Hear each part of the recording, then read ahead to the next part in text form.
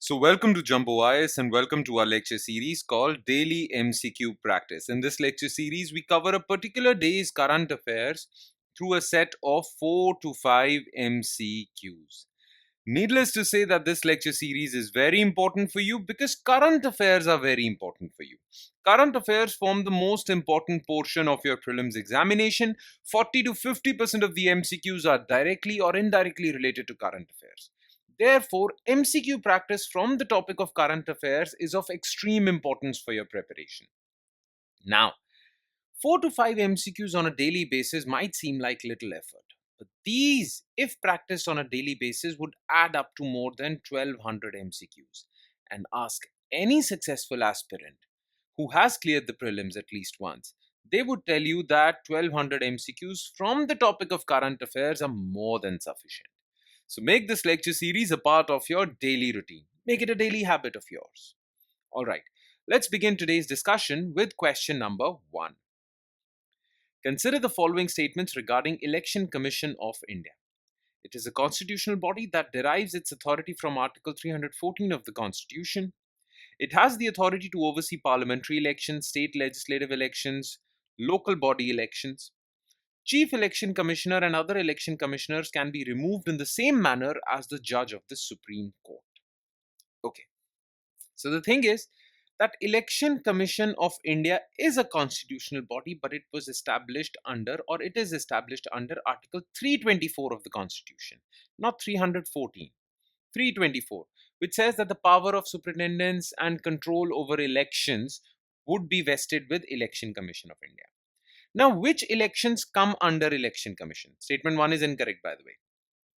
Which elections come under Election Commission? Well, Lok Sabha elections, Rajya Sabha elections, okay, state legislative assembly elections, okay, elections of president and vice president.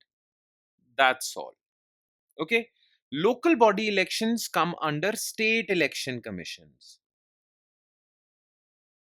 Panchayati elections or municipality elections, they come under state election commissions, not Election Commission of India. So this statement is also false. Okay. Now, Chief Election Commissioner can be removed in the same manner as the removal of a Supreme Court judge. This part is correct. That is why it is very difficult to remove Chief Election Commissioner, because it is difficult to remove judge of the Supreme Court. But other election commissioners, two other election commissioners can be removed, okay, on the recommendation of Chief Election Commissioner. So Chief Election Commissioner has higher protection than election commissioners. Okay, so this statement is also false. Okay, answer is D, none. Question number 2. Which of the following statements regarding 1, 2, 3 civil nuclear agreement are correct? It was signed in 2025 between PM Modi and US President Donald Trump. The agreement guarantees nuclear cooperation for weapons and civilian purposes between India and USA. India-US nuclear cooperation would now also include cooperation on small modular reactors, SMRs. Okay. So 1, 2, 3 civil nuclear agreement is basically the nuclear deal between India and USA that was signed in 2007. It was signed between PM Manmohan Singh and President of the United States, George Bush. Okay. So it is not Modi and Donald Trump. It is Prime Minister Manmohan Singh and President George Bush in 2007.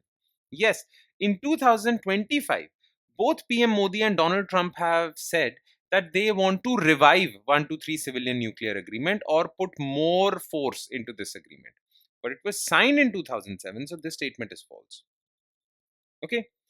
Now, as the name suggests, it is civil nuclear agreement. Look, nuclear technology can be used for two purposes: producing nuclear weapons or producing electricity, which is known as civilian purpose. Now, USA was ready to cooperate with India as far as civilian purposes are concerned. Okay, USA would never cooperate with India on developing nuclear weapons. Clear? So, not for weapons. This part is incorrect. Now, in 2025, a new technology or a new kind of nuclear reactors have been doing rounds in the world, and these are called small modular reactors. These are those reactors that produce electricity between 30 to 300 megawatt electric. Generally, conventional nuclear reactors produce electricity greater than 700 megawatt electric. So these are small reactors. Now, these are becoming very popular because they are cheap, they are easy to build, and they are less risky also to accidents. Clear? There is less risk as far as accidents, nuclear accidents are concerned. So, India and US nuclear cooperation would now involve small modular reactors as well. This part is correct. Clear? So, only 3 is correct. The answer is C. Question 3. Which of the following is are correct regarding Deposit Insurance and Credit Guarantee Corporation? It is a statutory body established as a subsidiary of RBI. DICGC covers deposits of all commercial banks except foreign banks in India. The responsibility of paying premium on deposit insurance falls on the banks. Okay, so look, all your deposits in a bank are insured up to a limit of 5 lakhs so that tomorrow if your bank fails, you will at least be able to recover 5 lakh from your bank account. Okay, this is the minimum cover provided to you, not minimum, maximum cover provided to you, coverage provided to you. Okay, now this is because your deposits are insured, and the insurance company that insures these deposits is DICGC.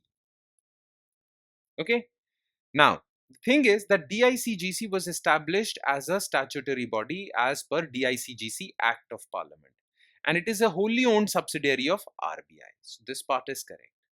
Okay, now DICGC covers deposits of all commercial banks, including foreign banks, not excluding, including foreign banks. Okay, local area banks, regional rural banks, and urban cooperative banks. Deposits in all these banks will be insured by DICGC. So this part is correct because it includes foreign banks.